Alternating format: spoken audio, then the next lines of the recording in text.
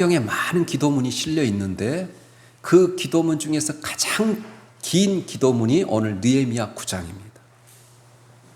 그 핵심은 우리를 지으신 하나님께 기도로 나아가 무릎을 꿇는 것입니다. 여기서 느헤미야는 이스라엘의 역사의 흥망성쇠를 쭉 여러분 조명하면서 기도하고 있습니다. 오늘 본문 느헤미야 9장은 요즘 우리 사회에서 벌어지는 반목과 갈등의 고를 치유할 수 있는 말씀이라는 생각이 듭니다. 우리가 이 말씀을 붙잡고 계속 기도하면 하나님께서는 반드시 이 나라의 역사도 새롭게 하실 것이고 뿐만 아니라 또 우리의 삶도 달라질 것이라 생각합니다. 오늘 이 9장의 기도는 수문학 광장에서 선포된 말씀의 결과였습니다. 말씀에 비추어 본 자신의 모습을 보면 저절로 무릎을 꿇게 되고 기도가 나오기 마련입니다. 말씀이 기도의 원천이 되어야 하는 이유는 여러 가지가 있겠지만 말씀과 기도의 영적인 균형 감각에 있습니다. 어떤 사람은 말씀만 보고 기도하지 않는 사람이 있어요. 하나님에 대한 열정이 없고 냉랭한 머리만 가질 수 있습니다. 그러나 여러분 또 기도만 하는 사람은 기준이 없어서 신비주의로 빠질 수가 있어요. 그래서 말씀과 기도는 두 수레바퀴와 같아서 우리가 영적으로 비상하는 데 가장 중요한 도구입니다. 우리의 영혼을 변화시키는 힘은 우리의 생각이나 감정이 있지 않습니다. 여러분, 저명한 복음주의 신학자 달라스 warlad는 하나님의 음성이라는 책에서 우리의 영혼에 스며드는 말씀의 힘을 이렇게 말하고 있습니다. 하나님의 말씀은 하나님의 뜻에 어긋나는 모든 잘못된 것들을 다 밀어내고 바꾸는 새 창조를 통해서 우리를 이 땅에서 독특한 자리에 서게 해준다. 말씀을 들을 때 물과 세제가 옷의 울 속으로 침투해 들어가듯 말씀은 우리의 성품의 인격의 구석구석을 파고든다 이렇게 말했어요. 그러니까 지금 수문학 광장에서 여러분 말씀을 듣고 기도하는 이스라엘 백성들은 말씀이 그들의 영혼의 구석구석을 씻긴 결과라고 할 수 있습니다. 다시 말해 그들은 말씀에 씻겨 마음의 변화를 받아 회개의 기도에 이른 사람들입니다. 이 수문학 광장의 이스라엘 백성들처럼 말씀을 통해 우리의 영혼이 날마다 씻겨지고 다시 새롭게 되는 은혜가 있어지기를 예수님의 이름으로 축복합니다. 굉장히 가장 중요한 거예요. 그래서 에베소서 5장 25절에 이렇게 말해요. 26절에 이는 곧 물로 씻어 말씀으로 깨끗하사 거룩하게 하시고, 하나님이 우리가 주님 앞에 나와 죄를 고백하면 우리의 모든 허물과 죄를 주의 보혈로 덮으시고 말씀으로 깨끗이 씻어주실 뿐만 아니라 그 말씀을 듣고 우리 믿음이 생겨지고 또 그 말씀으로 우리가 성화되어 가지고 주님을 닮아가는 거예요. 그래서 우리 개혁교회의 가장 중요한 것은 말씀입니다. 모든 여러분 결과, 모든 결론이 말씀이에요. 오직 말씀이에요.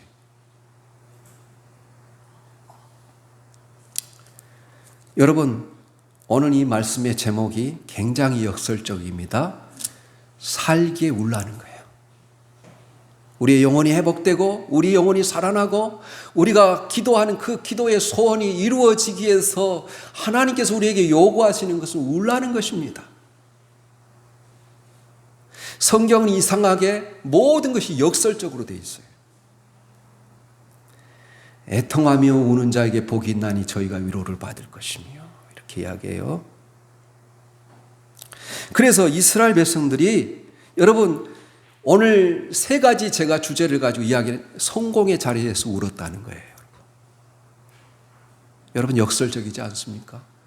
성공의 자리에서 찬양하며 경배하며 기뻐하며 여러분 감사해야 되는데 이 성공의 자리에서 울라는 거예요. 지금까지 이스라엘 백성들은 나라가 망하고 모든 소망이 끊어진 시점에서 예루살렘의 이 성벽 공사를 하면서 인생에서 가장 기쁘고 영광스러운 순간을 맞이했습니다. 그런데 이스라엘 백성들은 여기서 멈추지 않았어요. 지금까지 수문학 광장에서 부흥성회를 열고 여러분 초막절을 통해서 하나님 그들의 큰 기쁨을 해보겠습니다. 그들은 오늘 T12월 7월 23일 오늘 1절에 그 같은 달 24일에 다시 모였다. 이제 힘들지만 보람있게 보낸 이 초막절을 끝냈으니 성벽 공사의 축제를 벌여야 되는데 그런데 그들의 태도가 심상치 않습니다. 오늘 1절 2절에 보면 우리 그달 스무 나은 날에 이스라엘 자손이 다 모여 금식하며 굵은 베옷을 입고 티끌을 무릅쓰며 모든 이방 사람들과 절교하고 서서 자기의 죄와 조상들의 허물을 자복하였다. 이렇게 되어 있어요. 이스라엘 백성들은 다시 모여서 금식을 선포하고 울면서 기도했어요. 누가 시켜서 억지로 한 것이 아니라 자발적으로 다 모여서 금식을 했습니다.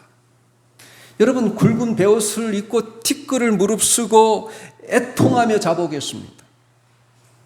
또다시 모여서 금식을 선포하며 울기 시작한 이스라엘 백성의 울음은 바로 8장에 있는 울음과 차이가 있습니다. 이번에는 하나님 앞에서 살며 이 가정과 민족을 살리기 위한 울음이었어요. 그들은 이제 하나님 앞에 간절한 마음을 가지고 살기 위해서 울고 있습니다. 앞으로의 미래를 위해서 그들의 가정과 자녀들의 민족 공동체를 살리기 위해서 울었어요. 우리 주님이 이 예루살렘으로 십자가를 지기 위해서 올라가는데 여자들이 슬피 울며 따라오잖아요. 근데 뭐라 그래? 나를 위하여 울지 말고 너희 자녀들 위해서 울라 그래. 여러분 지금 이스라엘 백성들이 과거 선조들과 확연하게 다른 점은 성공의 자리에서 울고 있어요. 이스라엘에 전에 이런 역사가 없었습니다. 이런 부흥의 역사가 없었어요. 140년 동안 부모와 조상들이 이루지 못한 이스라엘 민족의 최대 사업인 이 성벽을 쌓아 올린 것은 분명한 성공입니다. 그러나 이스라엘의 유민들은 그들이 이룬 성공의 자리에서 금식을 선포하고 하나님 앞에 울면서 기도했어요. 베옷을 입고 죄를 무릅쓰고 하나님께 통곡했습니다. 여러분 우리가 왜 금식합니까?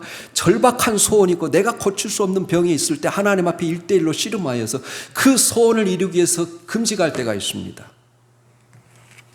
그러나 그들은 성공의 자리에서 울었다는 거예요. 자신의 죄를 회개함과 더불어 조상들의 죄까지 회개하며 울부짖었습니다. 그들의 선조들이 성공의 자리에서 하나님이 주신 축복을 망각한 채 모든 영광을 자신에게 돌리며 교만해지는 이 모습을 보았기 때문에 그래서 그들은 이 성공의 자리에 이제 축제해야 될 그 자리에서 회개하는 거예요.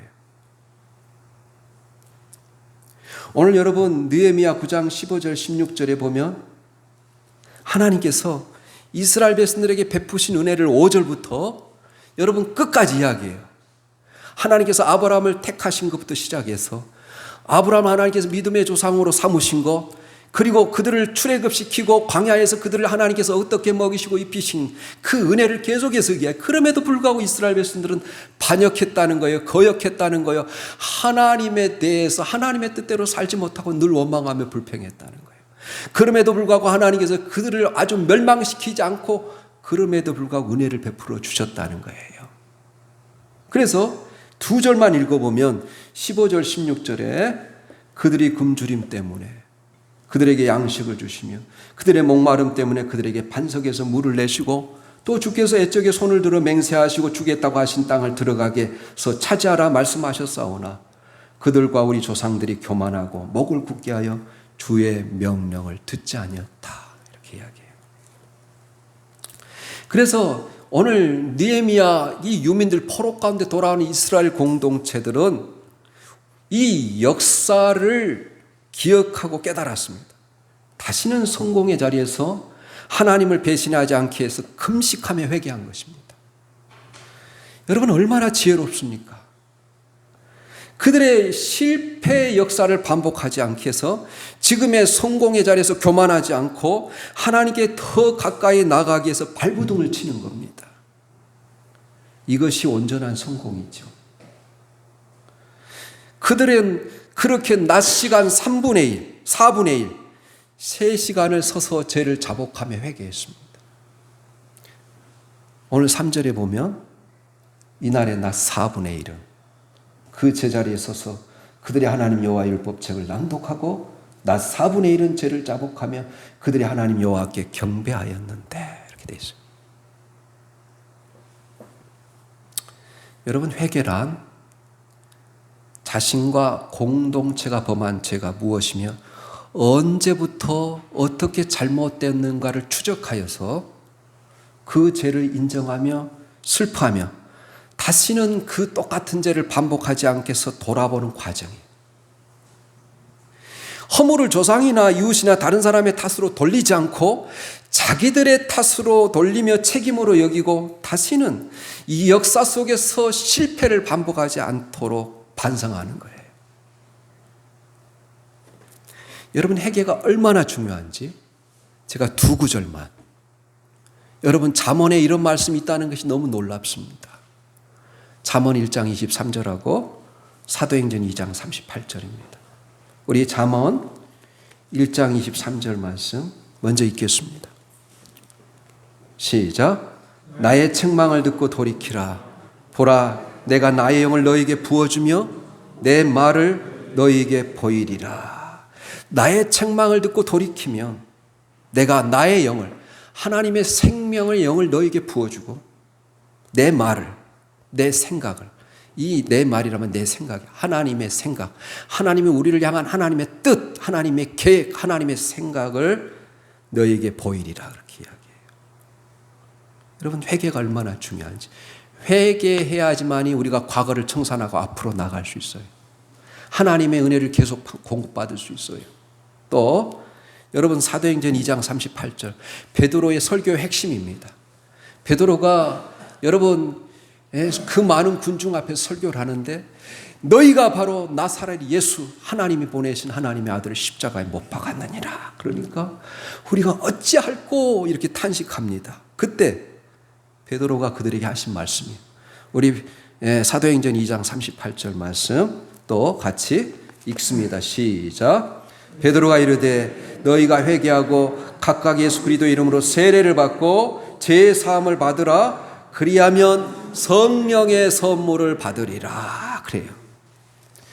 여러분, 우리가 성령의 역사와 인도하심을 기가 막히게 느끼지 못하고 살아가는 이유가 뭐냐면 회개하지 않기 때문에 그래요.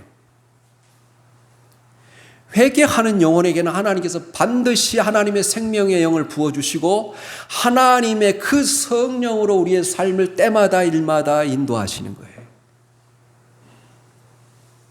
그래서 얼마나 회개가 중요한지를 알 수 있어요. 이스라엘 백성의 회개는 2가지 면에서 합당했습니다. 세상의 흔한 대부분의 회개는 내 행위가 양심에 꺼리끼거나 주변 사람들이 비난의 대상이 됐을 때 어쩔 수 없이 억지로 하는 것이 그들의 반성이에요. 그러나 이스라엘 백성은 하나님께서 하신 말씀과 율법을 듣고 그에 따라 자발적으로 자원하는 마음으로 회개했어요. 그들이 회개의 찬양으로 올려드린 이 내용을 보면 그들은 저희와 우리 열조가 교만했고 목을 굳게 하여 주의 명령을 듣지 아니하였나이다. 이렇게 얘기했어요.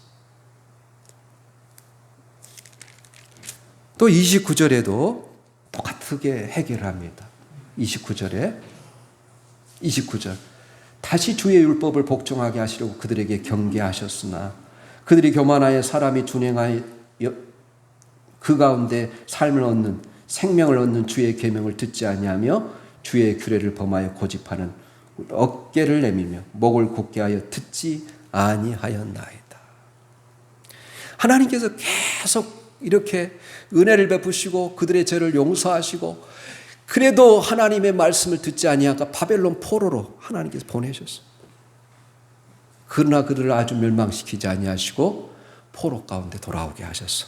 성전을 짓고 성벽을 완성하게 하셨어요. 이거 모든 것이 하나님의 은혜이고 하나님의 인자하심이고 하나님의 끝까지 참아내시는 그 긍휼하심이라는 거예요. 여러분, 오늘날 교회와 사회가 이렇게 타락한 이유는 진정한 회개가 사라졌기 때문입니다. 여러분, 눈물 흘리는 사람 본 적 있어요? 여러분, 학자들이 기독교가 병들게 된 시점을 언제로 보냐면 서기 313년 콘스탄틴 대제가 로마의 국교로 공인할 때부터 기독교는 타락하기 시작했다 그래요. 박해 가운데 진정한 회개와 진실한 믿음이 요구됐을 때는 진리가 살아서 움직였다는 거예요. 기독교가 국교로 공인되면서 타락했다는 것입니다. 또한 어떤 학자들은 초대교회에 성도들이 죄를 범하게 되면 공동체 앞에 나와 자기 죄를 자복하게 돼 있었어요. 그러면 그 공동체는 그 사람의 죄사함을 얻기 위해서 함께 기도해 주었습니다. 죄를 자복하고 온전히 변화되기 위해서 하나님, 그 초대교회는 징계를 줬어요. 징계 기간이 있었어요. 몇 주간 성찬식에 참여할 수 없습니다. 또 몇 주 동안 모든 사람들이 앉아서 예배를 드리는데 서서 예배를 드려야 했어요. 그러나 지금은 교회에서 그런 징계가 사라져 버렸습니다. 왜 그래요? 여러분, 우리 미숙한 신앙은 조금만 우리 마음에 거슬리는 말을 해도 그냥 교회를 쉽게 옮기는 시대이기 때문에 징계할 수 없는 거예요. 그래서 교회가 더 타락해 가는 겁니다. 변화되지 않는 거예요. 그 다음에 여러분, 오늘 이 이스라엘 백성들은 바로 하나님을 경배하면서 울었다는 거예요. 성공의 자리에서 울었고 하나님을 경배하면서 울었어요. 오늘 3절입니다. 9장 3절에 이날에 낮 4분의 1은 그 제자리에 서서 그들의 하나님 여호와의 율법책을 낭독하고 낮 4분의 1은 죄를 자복하며 그들의 하나님 여호와께 경배하는데, 또 5절 하반절부터 6절까지 보면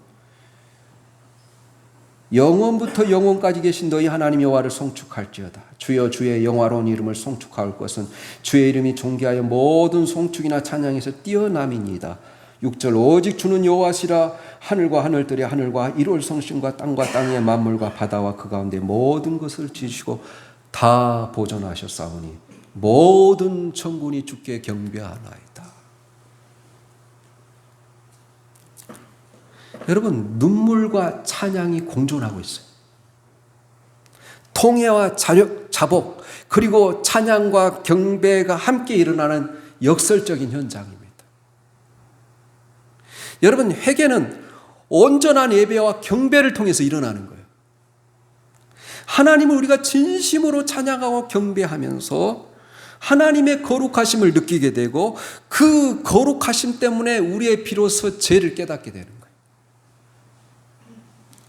이 포로에서 돌아온 이스라엘 백성들이 힘을 얻게 된 결정적인 동기는 성벽을 건축한 후 드린 예배였습니다. 여호와를 기뻐하는 것이 너희 힘이니라 그러잖아요. 이 수문학 광장에서 모여 실로 오랜만에 예배하며 하나님의 임재를 경험했습니다. 마치 파도가 밀려와 물결치듯 아멘 아멘 소리를 외치면서 화답했어요. 머리를 땅에 대고 하나님을 경배하는 예배가, 하나님의 임재가 임했어요. 이 일이 얼마나 감격스러웠으면 새벽부터 정오까지 6시간 동안이나 말씀을 들었을까요?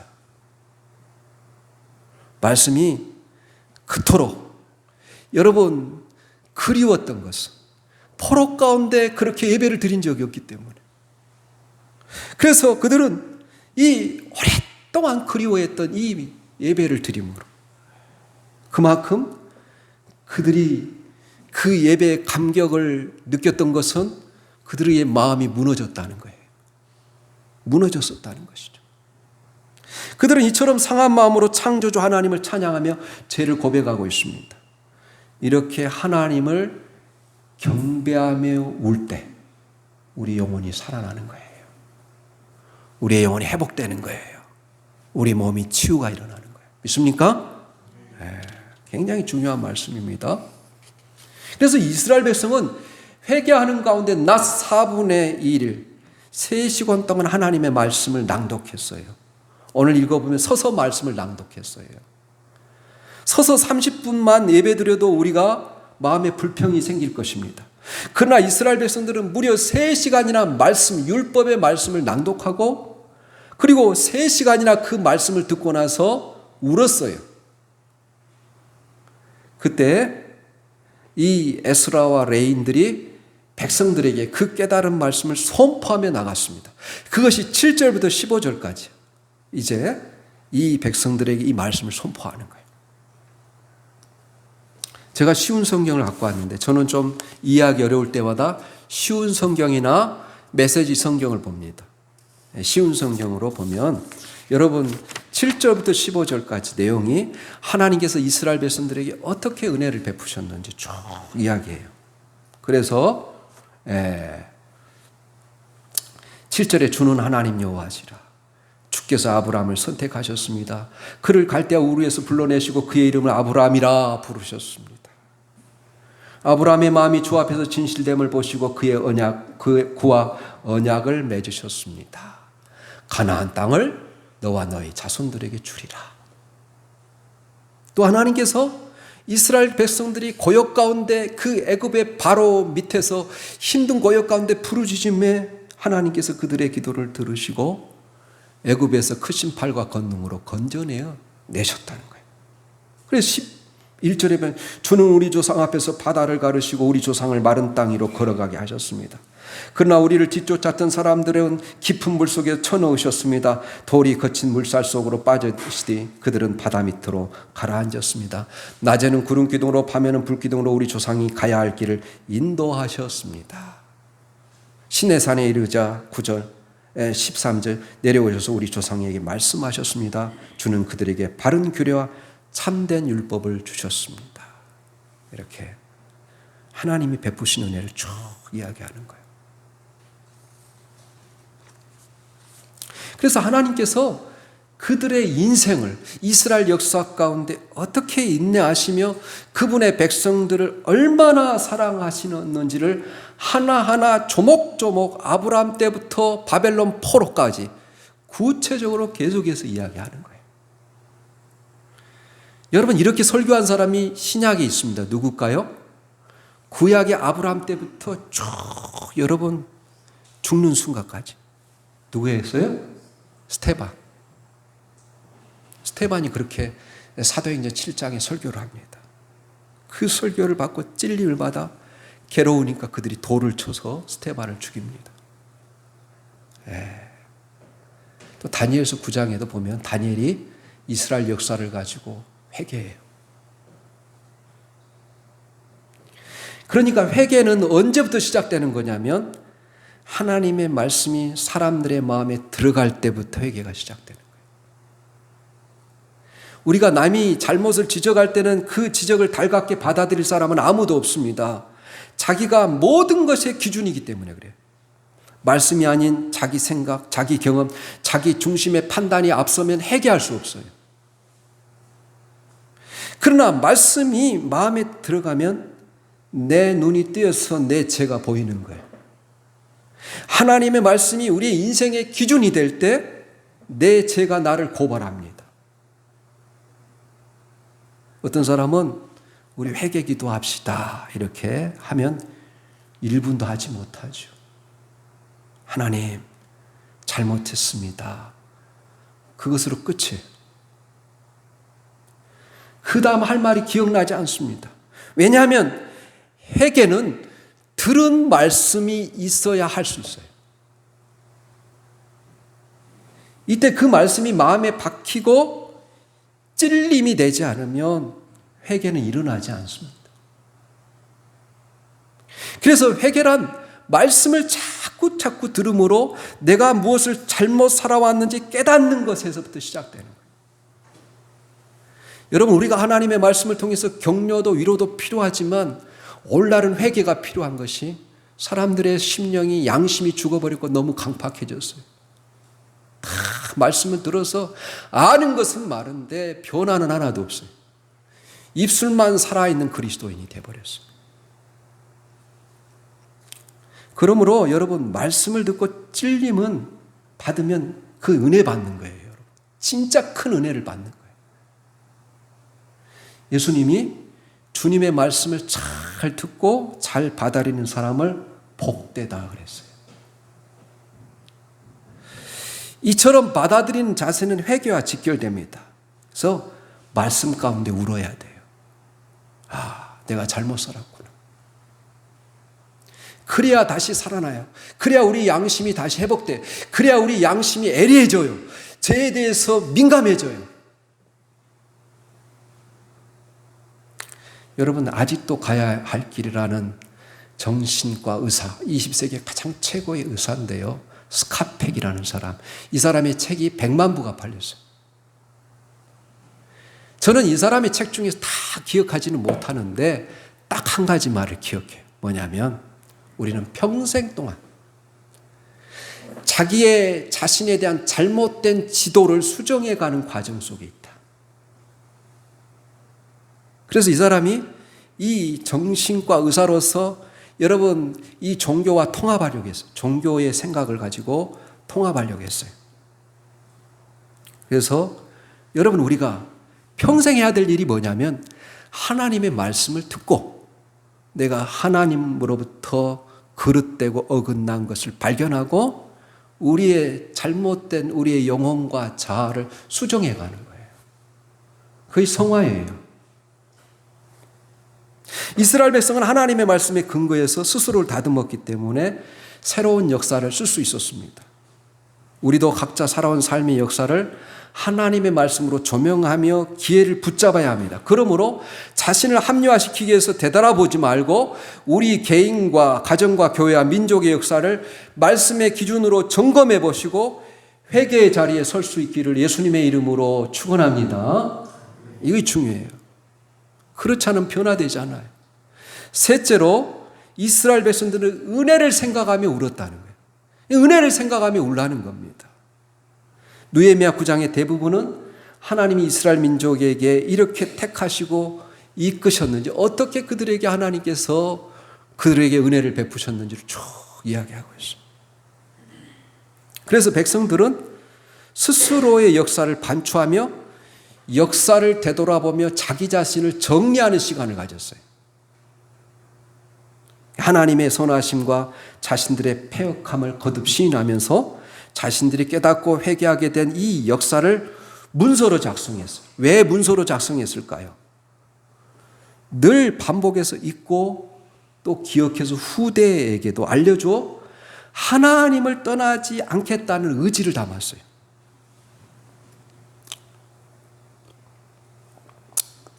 그래서 여러분, 이 시대 그러니까 에스라와 느헤미야 시대 때 거의 성경이 쓰여졌다고 이야기를 합니다. 예, 뭐 기록은 있었겠죠. 문서들은 조금씩 파편처럼 있어. 창세기 문서, 모세가 남긴 문서들이 있었겠지만 실질적으로 성경의 완성은 에스라 때 거의 쓰여졌다고 합니다. 우리가 오늘 38절을 읽어보겠습니다. 여러분, 9장 38절이에요. 제가 여러분 38절, 9장 38절이면 시작. 우리가 이 모든 일로 말미암아 이제 견고한 언약을 세워 기록하고 우리의 방백들과 레위 사람들과 제사장들이 다 임봉하나이다 하였나이다. 제가 가지고 온 쉬운 성경 이렇게 봐요. 이 모든 일을 생각하며 우리는 확고한 약속을 하고 그것을 글로 적었으며 우리 지도자들과 레위 사람들과 제사장들이 그 위에 자기가 직접 서명하였습니다. 이렇게 되어 있습니다. 그래서 이스라엘 역사 가운데 나타난 하나님의 은혜를 가르친 겁니다. 매번 하나님의 약속을 깨뜨린 촉은 하나님이 아니라 이스라엘 백성이었어요. 그러나 이제는 더 이상 물러설 곳도 없고 물러설 수도 없었습니다. 다시는 기회가 없을 것이라고 절망했는데 흩어졌던 백성들을 하나님이 다시 불러 모아 예루살렘 성전과 성벽을 다시 세워주셨습니다. 이번 기회를 놓친다면 영영 기회를 얻기가 어려울 것이라고 판단했던 백성들은 하나님 앞에서 결단한 마음을 문서로 남기기로 약속했습니다. 그리고 이 약속은 당대의 백성들만이 아니라 이스라엘 온 민족과 다음 세대에도 계속 전해지고 지켜져야 한다는데 모두가 공감하고 거기에 참석했던 지도자들이 다 서명해서 여러분 문서로 남겼다는 거예요. 그래서 유대인들이 아이들을 가르칠 때 여러분 폭력물을 절대 보지 못하게 할 뿐만 아니라 그러나 전쟁의 다큐멘터리는 꼭 보여준다고 합니다. 왜요? 역사를 알게 하기 위해서. 제가 유대인 감독 중에 가장 감동적인 영화 신들러 리스트였던 것 같아요. 나치 수용소에서 유대인들이 포로로 죽어가는데 언제 죽을지 모르는 그런 상황 속에서 유대인의 갑부 중에 한 사람이 바로 자기 돈을 다 들여서 한 사람 한 사람의 생명을 끄집어내는 거예요. 그러면서 여러분 그 영화나 유대인이 쓴 나치 그 수용소에 대한 이야기에서 꼭 남기는 말 한마디가 있습니다. 그건 뭐냐면 용서하자. 그러나 역사는 잊지 말자. 우리는 오늘 7절에서 15절에서 하나님이 그분의 백성을 어떻게 사랑하고 인도하셨는지를 보여줍니다. 그러나 그들은 또다시 배역했어요. 그래서 16절, 17절에 우리가 먹이고도 배반했다는 거예요. 또 26절에도 똑같은 말을 합니다. 이 이스라엘의 역사를 인생의 큰 그림으로 적용해 보면 그 이스라엘 역사 가운데 나타난 그 모습이 나의 모습이라는 겁니다, 여러분. 그리고 이런 나를 아직 살아있게 하시고 숨쉬게 하시는 이 하나님의 은혜를 깨닫게 되는 거예요. 그러면 이제까지 이끄신 이 하나님의 은혜를 깨닫고 회개하게 되는 겁니다. 그런데 우리 자신이 마음에 잘못됐다는 생각이 들지 않으면 사과하고 싶은 마음도 없고 행동을 고치고 싶은 생각도 없습니다. 다시 말해 마음에 잘못한 것에 관한 생각이 들지 않으면 회개를 할 수가 없어요. 그러므로 은혜를 받아야 회개할 수 있어요. 하나님이 내 어려운 고비고비마다 나에게 어떻게 은혜를 베푸셨는지를 우리가 알고 기억할 때 우리가 회개할 수 있어요. 그러므로 은혜를 받아야 회개할 수 있습니다. 예배 때 선포되는 말씀과 찬양을 통해서 은혜를 받아야 돼요.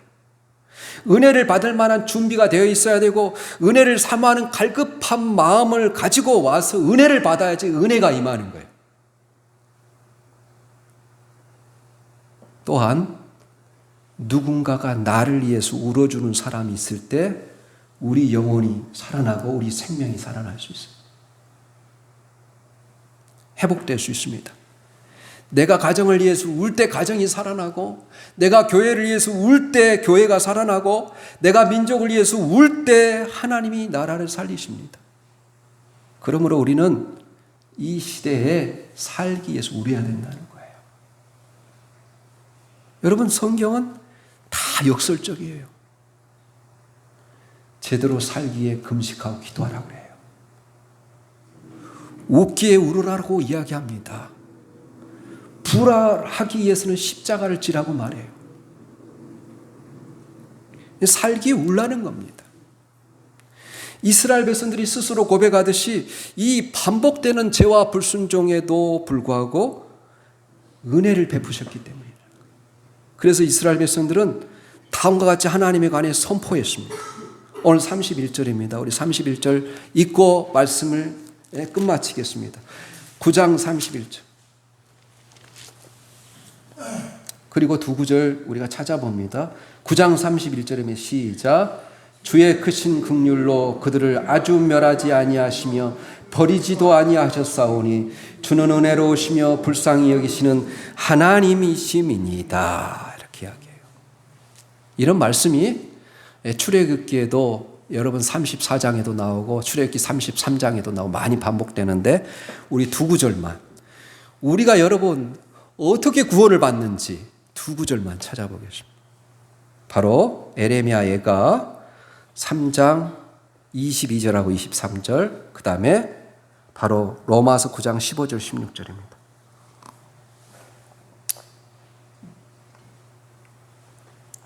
에레미야 예가입니다. 시작. 여호와의 인자와 긍휼이 무궁하심으로 우리가 진멸되지 아니함이니이다. 이것들이 아침마다 새로우니 주의 성실하심이 크시도소이다. 우리가 살아있는 것은 하나님의 은혜입니다. 또 그 다음에 9장 15절 16절, 두 구절, 제가 9장 15절 16절입니다. 출애굽기에 있는 말씀을 인용한 거예요. 로마서 9장 15절 16절입니다. 시작. 모세가 이르시되 내가 긍휼히 여길 자를 긍휼히 여기고 불쌍히 여길 자를 불쌍히 여기리라 하셨으니 그런즉 원하는 자로 말미암도 아니요 다른 박질하는 자로 말미암도 아니하요 오직 긍휼히 여기시는 하나님으로 말미암음이니라. 여러분, 우리가 구원을 받는 것은 여러분 어떤 우리의 행위 때문에 구원을 받는 거 아니에요. 우리가 끝까지 기도해야 될 것은, 숨을 멈추는 순간까지 기도해야 될 것은, 하나님 나를 긍휼히 여겨주세요. 하나님의 긍휼로 구원받는 거예요. 우리는 천국 가는 그날까지 하나님의 자비로 용서받지 않으면 한 날 한 날 여러분 한시도 살 수 없는 존재라는 거예요. 그러므로 날마다 하나님께 회개하고 하나님의 자비를 구하는 기도를 드려야 됩니다. 주 예수여 나를 불쌍히 여겨주세요. 모든 병든 자들이 와서 주님 앞에 공통적으로 기도했던 건 주 예수여 나를 불쌍히 여겨달라고. 소경 바디메오가 그렇게 기도했어요. 이스라엘 백성들처럼 우리는 악을 행하였습니다. 우리가 주의 말씀을 지키지 아니하였습니다. 민족의 죄도 자신의 죄로 고백함으로써 하나님의 용서와 새롭게 하시는 은혜의 역사를 누리시기를 예수님의 이름으로 축복합니다. 아멘.